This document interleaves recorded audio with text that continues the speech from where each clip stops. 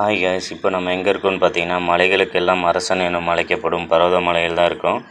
பார்த்தீங்கன்னா, இப்போ நடைப்பயணம் 1 கிலோமீட்டர் பார்த்தீங்கன்னா நடந்து போகணும்.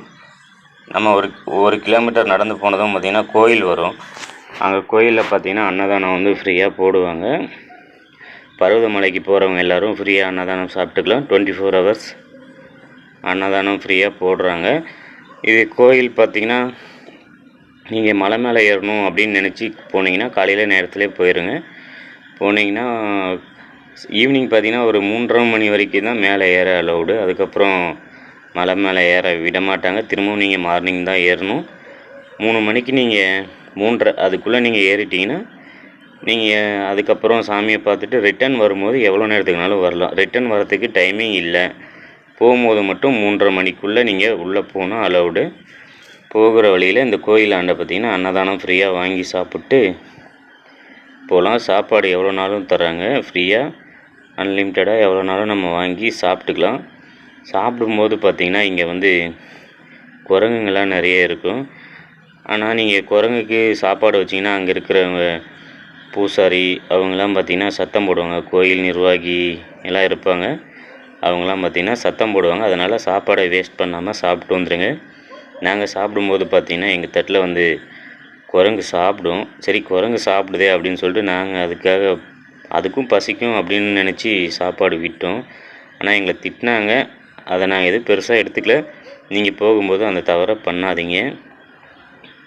அதுவும் நம்மளை மாதிரி ஒரு மனுஷன்தான், அதுக்கும் பசிக்கும் சாப்பிடும். ஆனால் அவங்க அதை புரிஞ்சிக்கல. அவங்க சத்தம் போட்டாங்க. நீங்கள் போகும்போது அந்த தவறை பண்ணாதீங்க.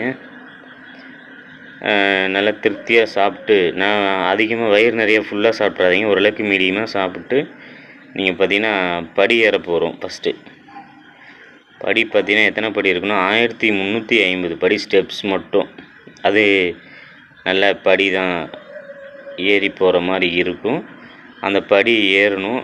1350 படியே பார்த்தீங்கன்னா அதுவே ஒரு கிட்டத்தட்ட ஒரு 1.5 கிலோமீட்டர் அந்த மாதிரி வரும். அதே போல் இங்கே பார்த்தீங்கன்னா பார்க்கிங் வசதி நல்லாவே இருக்குது. அதாவது 2 வீலர் பார்க்கிங் பார்த்தீங்கன்னா 20 ருபீஸ் சார்ஜ் பண்ணுறாங்க. 24 ஹவர்ஸ் 2 வீலர் பார்க்கிங் இருக்குது. இங்கே பார்த்தீங்கன்னா இப்போது இவர் வந்து பார்த்திங்கன்னா சிவனின் சித்தர். இவங்க பார்த்திங்கன்னா இவங்கக்கிட்ட ஆசீர்வாதம் வாங்கினா நமக்கு நல்லது நடக்கும். இங்கே பார்த்திங்கன்னா நம்ம பொட்டை எடுத்து திருநீர் விபூதி எடுத்து நெத்தியில் பட்டையை போட்டு நம்மளால் முடிஞ்ச காணிக்கையை அங்கே தட்சணையாக கொடுத்துட்டு நம்ம கிளம்ப போகிறோம். நீங்களும் போனீங்கன்னா உங்களால் முடிஞ்ச நன்கொடையை கோயில் நிர்வாகத்திடமோ இல்லை சித்தர்களிடமோ கொடுங்க. ஏன்னா அங்கே வந்து போகிறவங்க அனைவருக்குமே பார்த்திங்கன்னா உணவு ஃப்ரீயாகவே தராங்க.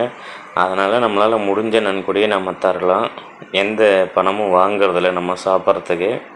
அதனால் நம்மளால் முடிஞ்ச நன்கொடையை ஃப்ரீயாக கொடுத்துட்டு வரலாம்.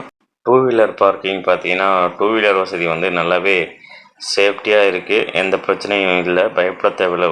2 வீலரில் போகிறவங்க 2 வீலர் கார் பார்க்கிங் எல்லாமே பார்க்கிங் வசதி எல்லாமே நல்லாவே இருக்குது. அதனால் எந்த பயமும் தேவையில்லை. டோக்கன் மட்டும் பைக்குக்கு மட்டும் 20 ருபீஸ் சார்ஜ் பண்ணுறாங்க. காருக்கு எவ்வளோன்னு தெரியல. நாங்கள் 2 வீலரில் போனதால் 20 ருபீஸ் சார்ஜ் பண்ணாங்க. அதே போல் நீங்கள் மேலே பார்த்தீங்கன்னா சிவன் லிங்கம் இருக்கும். அதுக்கு வந்து நீங்கள் வந்து பூஜை பண்ண போகிறீங்க. அதனால் உங்களுக்கு தேவைன்ற பொருளை வந்து நீங்கள் கீழேயே வாங்கிக்கலாம். நீங்கள் மேலே போய் வாங்கிக்கலான்னு போனீங்கன்னா மேலேயும் இருக்குது. ஆனால் மேலே வந்து பார்த்திங்கன்னா கீழே ஒரு பொருள் வந்து 20 ரூபான்னா மேலே வந்து 40 ரூபா இருக்கும். 40 ரூபான்றதால அதனால் நீங்கள் கீழே வாங்கிட்டு போனீங்கன்னா நீங்கள் கொஞ்சம் மணியை சேவ் பண்ணலாம். மேலே ஏன் அந்த ரேட்டுன்னு பார்த்தீங்கன்னா நம்ம ஏறத்துக்கே ரொம்ப கஷ்டமாக இருக்கும். ரொம்ப கடினமான மலை தான் பர்வதமலை. கிட்டத்தட்ட பார்த்திங்கன்னா 4650 அடி இருக்குது. இந்த மலைக்கு மேலே அவங்க போய் கடை வச்சுருப்பாங்க. ஏன்னா அவங்களும் நடந்து போகணும்ல, அதனால் அந்த ரேட்டுக்காக விற்கிறாங்க. அவங்கள சொல்லியும் தப்பில்லை. நாங்கள் ஏறி பார்த்ததால தெரியும் அதனுடைய கஷ்டம் என்னென்னு. அதனால் அவங்க அந்த ரேட்டு தான் விற்கிறாங்க. அதாவது என்னால் நான் மேலே போய் வாங்கிக்க முடியும் அப்படின்னா நீங்கள் மேலே போய் வாங்கிக்கலாம். இல்லை நான் கீழேயே வாங்கிக்கிறேன் அப்படின்னா கீழே வாங்கிட்டு போனீங்கன்னா உங்களுக்கு கொஞ்சம் மணி சேவ் ஆகும். அதனால் நீங்கள் கீழேயே வாங்கிட்டு போகிறது பெஸ்ட்டுன்னு நினைக்கிறேன். அதே போல் நீங்கள் ஸ்நாக்ஸ் எதாவது வாங்கிட்டு போனீங்கன்னா போகிற வழியில் பார்த்திங்கன்னா குரங்கு எல்லாம் நிறையா இருக்கும். நீங்கள் கவரை பிரிச்சிங்கனாவே எல்லா குரங்கும் உங்களை தான் துரத்தும். கடிக்கவும் செய்யுது ஒரு சில குரங்கு. அதனால் போகிற வழியில் பார்த்திங்கன்னா குச்சி எடுத்துக்கோங்க. குச்சி எடுத்துகிட்டு போனீங்கன்னா குரங்கு கொஞ்சம் கிட்ட வர பயப்படும். அதனால் குச்சி ஒன்று கையில் வச்சுக்கோங்க. அதே போல் போகும் வழியில் குடிநீர் வசதி இல்லாததால் நீங்கள் 1 லிட்டர் வாட்டர் பாட்டில், தண்ணீர் கேன் வாங்கி போனால் உங்களுக்கு யூஸ்ஃபுல்லாக இருக்கும். ஏன்னா நீங்கள் வந்து ஏற போகிறத பார்த்தீங்கன்னா 4650 அடி பருவதமலை. நீங்கள் ஏற வழியில் பார்த்தீங்கன்னா உங்களுக்கு மூச்சு வாங்கும். அதனால் தண்ணி குடிச்சிட்டு கொஞ்ச நேரம் ரெஸ்ட் எடுத்து உட்காந்துட்டு போனீங்கன்னா பரவாயில்ல. இந்த ஸ்டெப்ஸ் மட்டும் பார்த்தீங்கன்னா 1350. இந்த ஸ்டெப்ஸ் ஏறினதுக்கப்புறம் பார்த்தீங்கன்னா கல்பாதை. இது மிகவும் கடினமான பாதை. இந்த பாதையில் ஏறும்போது மிகவும் கவனமாக ஏற வேண்டும். ஏன்னா ஃபுல்லாக வந்து கல்லாகவே இருக்கும். கல்லில் கால் வைக்கும்போது பார்த்திங்கன்னா கால் குத்தும். நம்ம வந்து கோயிலுக்கு போகிறதால செப்பல்லாம் போட மாட்டோம். அதனால் பார்த்திங்கன்னா மிகவும் கவனமாக நடந்து போக வேண்டும். ஏன்னா இப்போ பார்த்திங்கன்னா நம்ம ஏறி ஃபுல்லாக டயர்ட் ஆகிட்டோம், ஏற முடியல. அதனால் ஒரு குச்சி இருந்தால் கீழே ஊனி போகிறதுக்கு கொஞ்சம் சப்போர்ட்டாக ஹெல்ப்ஃபுல்லாக இருக்கும். அதனால் ஒரு குச்சை கையில் எடுத்துக்கோங்க. இப்போ பார்த்திங்கன்னா ஃபஸ்ட்டு வந்து மண்ணில் வந்து ஒரு 1 கிலோமீட்டர் நடந்து வந்தோம். அடுத்து பார்த்திங்கன்னா ஸ்டெப்ஸு 1350 ஸ்டெப்ஸு வந்தோம். இப்போ பார்த்திங்கன்னா கல்பாதை. அடுத்து பார்த்திங்கன்னா மண்ணும் மரவேர் அந்த மாதிரி சேர்ந்த மாதிரி ஒரு பாதை வரும். அதுவும் பார்த்திங்கன்னா ஒரு 1.5 கிலோமீட்டர் 2 கிலோமீட்டர் கிட்டத்தட்ட பார்த்திங்கன்னா மொத்தமாகவே வந்து 7 கிலோமீட்டர் 8 கிலோமீட்டர் அந்த மாதிரி வருது கீழே மலை அடிவாரத்துலேருந்து மேலே உச்சிக்கு போக. ஆனால் மேலே போக போக பார்த்திங்கன்னா செங்குத்தான பாதையாக இருக்கிறதுனால ஏறத்துக்கு வந்து ரொம்பவும் சிரமமாக இருக்குது. அதனால் பார்த்து பத்திரமா கவனமாக ஏறுங்க. அடுத்து பார்த்திங்கன்னா மண்ணும் மரவேரும் சேர்ந்த பாதை வந்துள்ளது. இதில் கொஞ்சம் ஏறத்துக்கு பார்த்திங்கன்னா ஈஸியாக இருக்கிற மாதிரி தான் இருக்கும். ஒன்றும் பெருசாக கஷ்டம் இருக்காது. ஆனால் நம்ம கீழே ஸ்டெப்ஸு கல்பாதை இதெல்லாம் ஏறி வந்ததால் பார்த்திங்கன்னா நடக்கிறதுக்கு சிரமமாக இருக்கிற மாதிரி தான் இருக்கும். இருந்தாலும் பார்த்து கவனமாக போக வேண்டும். நம்மளுக்கு முன்னாடி பார்த்திங்கன்னா ஒரு குரங்கு ஓடுது. இதனால தான் ஃப்ரெண்ட்ஸ் கஷ்டமாக இருக்குது, ஏறவே முடியல.